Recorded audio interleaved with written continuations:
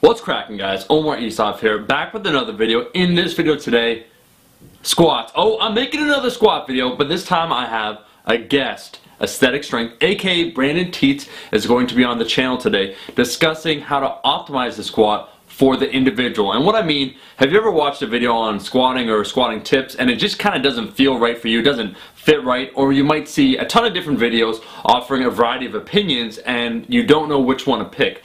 The answer kind of lies somewhere in the middle, where it depends once again upon the individual or their morphology. Brendan today in this video is going to break this down, essentially how to make these decisions for yourself in order to optimize your squat. So if you like this video, if you maybe want to see it turned into a series, make sure to like the damn video, leave a comment below, but I'll let Brendan do the rest of the talking. What's up, YouTube? What's going on, guys? My name is Brendan Tietz. I'm a competitive powerlifter in the USPA Federation. I compete in the 198-pound class. And today, Omar Isuf asked me to actually come on his channel, do a video for him, and if you guys like it, we're going to take this and kind of turn it into a series depending on how it goes over. But the idea here is we're going to be going over the squat, the bench press, and the deadlift over a few videos and talking about the biomechanics behind it, how your form is going to differ from one person to another depending on your morphology and just the way you're anatomically set up, and kind of some pragmatic applications of how you can take all this information and apply it to your own training. So today, we're going to be talking about the squat, and we're going to go over three main things. And the first one's going to be squat width and how wide you should be squatting or how narrow, and your toe placement. So overall, there's kind of three main ways to squat. One's going to be a very narrow squat. You might see an Olympic lifter doing this. This is with your heel at about hip width. The next is going to be at about shoulder width. And then the third is going to be a wide squat stance. Now, if you talk to people in the industry, usually they're going to have one way that they think is the best way to squat. But what I want to talk about is your morphology, how you're anatomically built, and how that's going to affect the way you squat. You can see here in these clips that I'm going to splice into the video, I have my buddy Taurus here, who's a competitive powerlifter as well. I think he squatted up to about 600 pounds in competition at 173-pound body weight, and he squats extremely wide. This is way too wide for me. I could never squat this way, but he is built to be able to actually do this, as where me, I've also squatted 600 pounds, but I squat very narrow. I do get my toes out and my knees out very wide, but my actual stance with where my heels are placed is pretty narrow. And then you have someone like Gina, which I'm showing you here in these clips, and she's kind of in between us. She's a little bit wider than me, but not as wide as Taurus. And we're all very high-level squatters. She's even squatted, I think, about 400 pounds in competition, and we all have our own way of doing it, and it's based on our anatomy. So you can see me here doing this drill that I actually pulled off of Instagram from Dr. Jacob Harden. I used to just have my clients and anyone who asked try out the different squat stance widths, but you can see me doing this drill that I got from him, which kind of fast tracks this entire thing. So all you got to do is get down into this prone position, put your knees next to each other in a very narrow stance, and then go slightly wider, and then even wider than that. And in each of these stances, you're going to just gently push back your body, as you see me doing, until you see a pelvic tilt where you get your butt wink, or until you feel some pain in your hips. Now, the one where you can keep the most neutral core and keep the best position without pain is probably going to be the best position for you. You can see in the extremely wide stance squat, I'm not able to really keep a neutral pelvis. Like, my butt tucks under me and I get a lot of hip pain, as where Taurus can be in this really wide stance squat, or excuse me, wide stance position, and he can push all the way back into full flexion with a very neutral back and without pain. So that's kind of how you'd set up your stance width, really based on your morphology.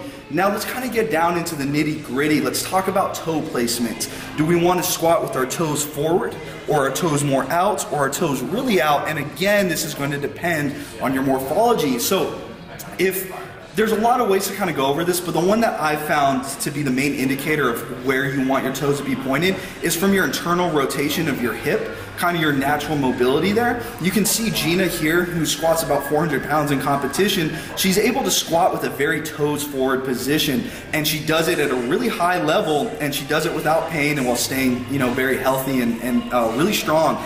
But she's able to do this because of the amount of internal hip rotation she has. From that toes forward squat, you're going to get a lot of internal hip rotation in the bottom of the squat, where that femur really kind of comes forward on you, kind of towards the interior, and that can cause a lot of pain for people. But you can see when I'm doing the stretch on her, she's able to get 30 or 40 degrees of range of motion on her internal rotators of her hip, as where when I do it, it's kind of pathetic and I can only budge maybe 5 degrees or so. I hardly have any internal hip rotation. Now, can I fix this from mobility? Sure, but from a pragmatic standpoint, my mobility is never going to be as good as hers in that position because I'm just set up differently. The way my femur inserts into my socket or thigh bone here, it's probably a lot different than Gina's. If we were to cut me open and stare at her compared to myself, you would see very different hip anatomies, and from that, it really changes the way we want to stand with our squat. So I go toes out, and although I'm kind of a moderate, almost narrow stance squatter, I'm able to get my toes out and really jam the knees out like I'm supposed to do, which clears room in that hip, and I'm not very toes forward like she is. Otherwise, I run into that hip impingement. So those are kind of two ways to set up the stance width and the stance, your toe placement in the squat. Let's go over some grip width differences from one athlete to another, and what we really want to do with our elbows and things like that. So before we even get into that, what's the goal of our grip position when we squat? Well, really, we want what we call torso rigidity. Basically, we want our torso to get very rigid and tight and create stability. That way, when we're going down in the squat, we can come back up nice and stable, and we don't get any goofiness going on at our spine. So to achieve this, we want to think kind of what our back muscles do and what the torso is really designed to do when we're trying to keep it stable. If you think about a dumbbell row, when I go down to do a dumbbell row, I'm not letting my elbow flare way out here and just putting it on my internal rotators and that rear delt in the trap. I'm trying to get my elbow nice and close and flexing out the lats, trying to flex out the rear delt and the trap all together in unison to get overall back activation. Same thing when we go to squat, we want to get the whole back to flex and keep us stable. So I think the best way from a theoretical kind of standpoint, I guess you could say, to design your squat is to get the elbows nice and underneath the bar and get your back very tight. You can see here, although Gina and myself and Chance and Taurus, we all have different ways of how wide we grip on the bar, some kind of similar to others, but overall it's differing. We all do very similar things where we try to tuck those elbows underneath the bar, and that allows us to engage the lat. When that elbow flares, we lose that tightness inside the lat, and it all just goes to the trap and upper back, and we get that weird rounding of the spine. So tucking those elbows theoretically is best. But let's take this even further. From a pragmatic standpoint, there's a lot of people who deal with what's called epicondylitis, basically elbow pain, tennis elbow, and from that force being directly over that elbow, that's going to cause a lot of direct force transfer onto the elbow joints. And because when I do this, I use what's called a broken wrist position where my wrist is in extreme extension, this can lead to a lot of elbow pain for some people. And if that's you, squatting this way isn't going to be best because you're going to end up injured. So you're someone who might want to think about hooking their wrist over and kind of letting the elbow get back a little bit, but not too much so where we can still engage the lat, or kind of, changing your form there. And what I'm trying to get you to understand is just because something is theoretical and optimal on paper doesn't mean in the real world it plays out like that. Because if you just keep getting elbow pain and you can't bench press now and you can't do upper body work because your squatting form is so perfect, is that really the best way to approach this? Probably not. So grip width and arm placement is all going to depend on how you're set up, what injuries you're dealing with. But overall, if you can, try to get that elbow tucked nice and underneath the bar. I prefer a broken wrist position with a full grip. You can use a false grip that's going to put more pressure on that distal bicep and take it off of the elbow though, and vice versa. So depending on which injury you're dealing with, you can kind of differ it there. But play around with this and see what works best for you in training, and that's kind of what I think is optimal for grip placement. All right guys, the last thing I want to talk about today is the actual movement of the squat itself. What we're going to go over are two main things I see people doing wrong. First is timing of the hips and knees during the descent or the eccentric portion of the squat. And then secondly, we're going to talk about external rotation at the hip joint, which, just if you don't know what that means, basically getting the knees out. Now, that second one, a lot of squatters at a high level do really good with externally rotating at the hip, getting the knees out. I'm one of them. I squat I squat semi-narrow, but my knees jam out really far. And what this actually does for me is, because I have lanky legs and I'm not very quad dominant, I try to take the demand off of my quads. And so when I go down into a squat position, if I'm going knees forward, I have to shoot my hips way back here and my quads have to do a lot of work to press out of this hole. But when I jam these knees out, I'm able to get more upright, and it puts a little bit more demand on my hip extenders and a little less on my quads, and it allows me to really kind of transiently shorten my femur length, my thigh bone length, because I'm jamming those knees out to the side. They don't have to go as forward as much, and my ass doesn't have to shoot way back like this.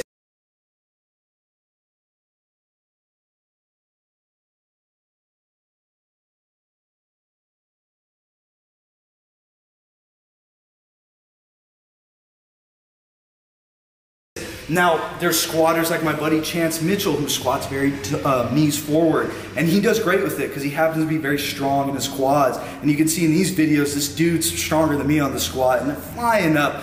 But I'm kind of the opposite. Even though I have to squat kind of narrow, not as narrow as him, but similar, I'm not quad dominant, and I have very lanky femurs. And so for me, I really try to jam those knees out, externally rotate that hip. So I guess a rule of thumb for you guys, because there is no one way. Everyone hears that you have to jam the knees out, but how much really depends on your anatomy. And so the lankier you are, I would say usually you're going to do better by getting those knees out, and kind of the stockier limbs you have and or the stronger quad dominance in your body that you kind of maintain, you're probably going to do better with a little bit more knees forward squat. The one universal rule though is as we're coming out of that squat hole, we don't want to see the knees cave inwards at all past our midline. They always have to at least stay nice and linear and straight. We just don't want to see any inward movement, that knee valgus. That's going to be bad for the knee joint. So we do want to keep them kind of out and our adductors firing a little bit, but how much is going to depend on your build. So that's number one. The other thing I want to talk about is timing the hips and knees. Now, I don't want to get too in depth on this, but there's this thing we call the stretch reflex. Now, all that is basically when we stretch a muscle, it increases the neurological activity in that muscle, and it allows us to actually get some extra generated power when we go to perform the concentric after that stretch. So if you think about if any of you guys have ever deadlifted for more than one rep, which I'm sure a lot of you have, sometimes you might notice the first rep feels harder than the second rep. And that's because, especially if you don't use a hip chute, we start with that concentric phase where we just have to exert power, and our muscles don't have that stretch being placed on them before that concentric, and so there is no stretch reflex happening. Think about it kind of like a rubber band. When we stretch it back, that rubber band's going to come snapping back into place, and it's kind of similar to the way muscles work. When we stretch them out, like when we go down into that squat, we're stretching, stretching, stretching. When we go to exert that force back out of that squat hole, we get that stretch reflex. Now, what I see people doing wrong is the timing of their hips and knees. A lot of time people will shoot their butt way back and then dive onto the quads last second, and that's kind of dramatic, but that's what will happen. And what this does is it stretches out the hip extensors a lot, and in the last minute, we kind of get the stretch onto the quads, not as much as the hip extensors, and this kind of unevenly tensions the muscles that are performing the squat. And so what we see is bad movement pattern coming out of that hole, and we don't get a full stretch reflex on those quadricep muscles, or the opposite, people come too much onto the knees and they never get the hips back. And so not only is this bad positioning, but you're losing that stretch reflex on both of these muscle groups. So how can we time this better? Well, in these videos, you can see from all these squatters that I've used to demonstrate today, we all time our knees and our hip joints at the same time. And what I mean by that is when we go down into that hole, our knees open up or break at the same time that our hips open up and or break. So we jam those knees out and the hips back, sink down, and then come back up nice and even. We don't do hips first and then knees, and we don't do knees first and then the hips. We are timing them together. That may sound pretty obvious, but I see so many people making this mistake. And if you do this properly, not only are you going to end up in a better position, you're going to catch a better stretch reflex, you're going to have a lot more even tension to stay upright and come out of that squat hole perfectly. I think that's it, guys. We talked a lot today. This is probably a longer video than I wanted it to be. Anyway, if you enjoyed this, let me know in the comment section. Go check out my own YouTube page if you can. I'm sure he'll link it in the description or something like that. And thank you so much, Omar, for letting me come onto the channel. I will see you guys next time. Well, that's all the time we have. My thanks to Brendan for doing this video. Make sure once again to check out his channel. Link is going to be in the description. And if you want this turned into a series when it comes to other movements and how to optimize them, make sure to leave a comment below. That's all the time we have. I'm looking right into your soul. If you liked the video, make sure to like the damn video, and I'll be seeing all you guys, my rascals, in that next one. Peace.